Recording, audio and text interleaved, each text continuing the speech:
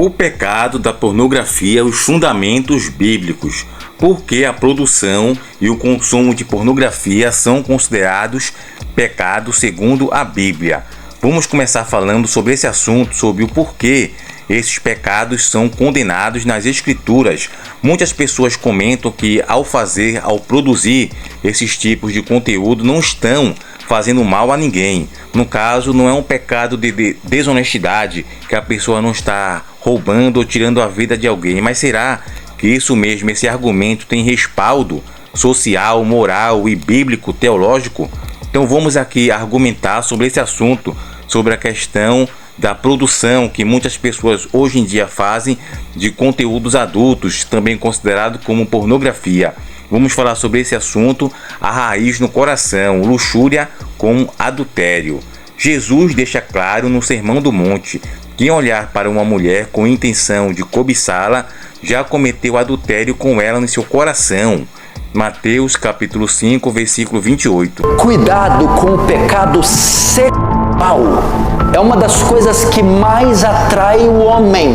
Deus nos criou como seres sexuais, que têm desejo sexual e que são continuamente tentados nesta área. 2 Timóteo 2:22, Paulo orienta Timóteo e diz: fugi, Timóteo, dos desejos da sua mocidade. Corre, jovens, fogem dos desejos da sua mocidade. Fugi da prostituição, grego aqui porneia. Corre disso. Vigia nessa área. Veja, por exemplo, um homem que caiu nessa área. Davi, um homem segundo o coração de Deus, que escreveu os maiores e mais bonitos salmos. Um monarca, um estadista, um líder militar, um soldado, um capitão, um comandante, um poeta. Mas Davi caiu no pecado sexual. Meu irmão, Davi foi tentado nessa área. Ele era homem casado, colocou os olhos numa mulher casada e não resistiu, e se deitou com ela e quase pôs o reino abaixo. Não brinque com seus olhos, não brinque com o pecado sexual. Quem é que está tentando você? É a vizinha? É a professora? Ou é a aluna? É a funcionária? Ou é a patroa? É o patrão? E você é um homem casado? Você é um jovem solteiro, mas está numa sedução com isso? Cai fora! Vigia! O que é vigiar na prática? Lá na minha repartição tem uma mulher dando em cima de mim, pede contas, pede demissão.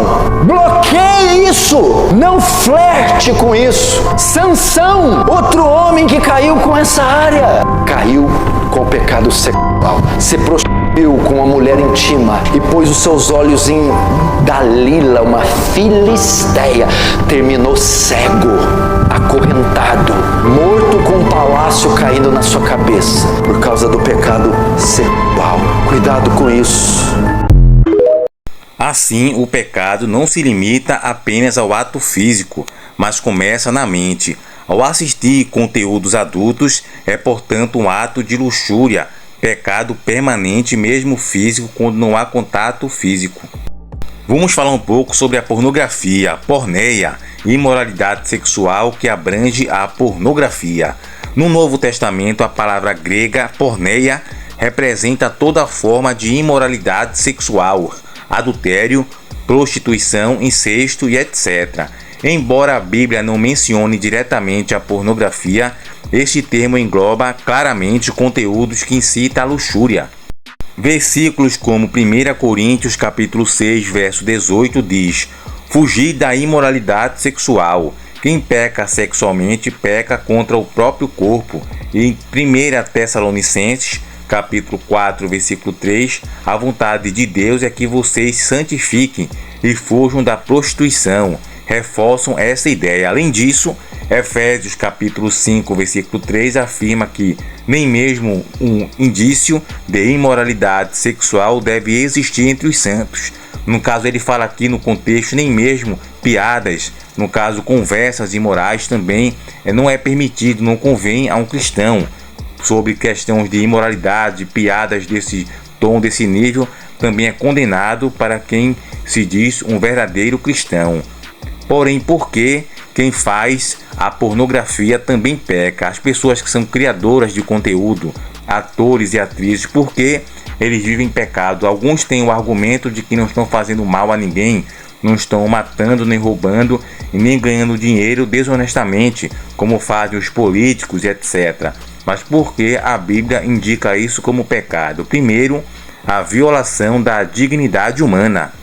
A pornografia objetifica os envolvidos, atores, consumidores e até os produtores. Essa prática fere a imagem de Deus em cada pessoa, Gênesis capítulo 1, versículo 27, e reduz os seres humanos a meros objetos de prazer. Também envolve outros pecados como roubo. Isso mesmo, a produção e comercialização de conteúdo pornográfico é comparado à prostituição e pode implicar pecado como roubo, tomar algo que pertence a outro, e idolatria, buscar prazer acima de Deus. Como também a questão de muitas pessoas que fazem isso, tem a questão do tráfico humano. Não todas, não estou generalizando, tem pessoas que fazem por livre e espontânea vontade, por dinheiro, mas também envolve questão de adultério, de traição, da fornicação, do sexo sem compromisso, por diversão. Muitas pessoas que fazem, que participam, também são casadas, têm seus cônjuges, e tudo isso também tem consequências pecaminosas. Terceiro ponto é que colabora com exploração e escravidão. Muitos conteúdos envolvem abuso e coerção. A pornografia se conecta ao tráfico humano e à exploração sexual, configurando um grave mal social e espiritual, o que torna ainda mais pecaminosa do que um simples ato de não prejudicar ninguém. O pecado de assistir à pornografia. Vamos falar agora sobre esse assunto. Tem a questão dos produtores, dos atores, das pessoas que estão envolvidas no processo de produção, no trabalho, na mão de obra, que no caso, se é que pode chamar isso de trabalho, porém tem as pessoas também que assistem e que consomem este conteúdo adulto. A primeira questão do pecado de assistir à pornografia é a luxúria e idolatria. A pessoa que assiste à pornografia promove luxúria e idolatria, o prazer sexual. Isto é manifestação direta da luxúria ocular, um símbolo de idolatria conforme 1 João, capítulo 2, versículo 16. Eu vou só voltar esse tópico, presta atenção. Eu vou sentar na sala que eu estou sem sono. Eu vou ligar a TV. Ou você que tem TV a cabo, você vai perceber esses canais de adultos. Eu chego lá, ligo a TV e estou passando por esses canais. Eu sento, vejo o que está passando daqueles canais e coloco no canal de adulto e assisto. O que Paulo está dizendo é assim, ó: você chegar em casa, ligar a TV e se colocar para ficar horas vendo isso, não condiz com o que Cristo fez por você. Não condiz com a nova vida que você recebeu. Não é compatível com o novo homem que você é. Portanto, levante seu traseiro daí e desliga essa porcaria. Agora vamos falar sobre a geração da escravidão e vergonha. Primeiro, da adulteração mental e emocional. Mesmo que solteiro, quem assiste à pornografia está adulterando o coração, quebrando a fidelidade que deveria manter dentro de um futuro casamento. E sobre a geração de escravidão e vergonha. Estudos apontam que a pornografia pode se tornar viciante, causando problemas mentais, emocionais e relacionais para cristãos. Isso gera intensa culpa, distância de Deus e de outros. Tais dependências resultam em isolamento, traição emocional, expectativas irreais no casamento e até em divórcios. Desconstruindo o argumento: não prejudica ninguém. Este argumento também é muito usado, principalmente por produtores, atores, as pessoas que estão envolvidas na sinergia dessa questão da produção da pornografia. Será mesmo que não prejudica ninguém? O argumento de que não estão matando nem roubando ignora que, em primeiro ponto, a pornografia fere a dignidade humana, pornéia a prostituição. Os atores muitas vezes são explorados e abusados, porém, às vezes é de livre e espontânea vontade, porém, todo jeito eles estão se prostituindo e prejudicando a pessoa que está contracenando com ele, ainda de maneira involuntária ou voluntária, direta ou indireta. Atores e espectadores tornam-se escravos do vício e da fantasia. Quem consome está adorando falsos ídolos, o prazer, o hedonismo, o que a Bíblia chama de idolatria. Jesus e o apóstolo Paulo condenam a luxúria como pecado equivalente ao adultério. E quais são as consequências espirituais e práticas? Tipos de consequência espiritual: bloqueio da comunhão com Deus, desgosto espiritual. E também as consequências negativas emocionais: vergonha, culpa, dependência e baixa autoestima. As consequências relacionais: distância afetiva, traição, quebra de confiança. Sociais e ética: propaga exploração sexual, atrasa a justiça, reforça a desigualdade. Além disso, 1 Coríntios capítulo 6, versos 9 ao 10, alerta que os impuros não herdarão o reino de Deus, e o vício em pornografia, se não vencido, coloca a pessoa fora da herança de cristão. Paulo diz em 1 Coríntios 6,18: fugir da impureza. Qualquer outro pecado que a pessoa comete é fora do corpo, mas aquele que pratica a imoralidade peca contra o próprio corpo. Acaso não sabeis que o vosso corpo é santuário do Espírito Santo?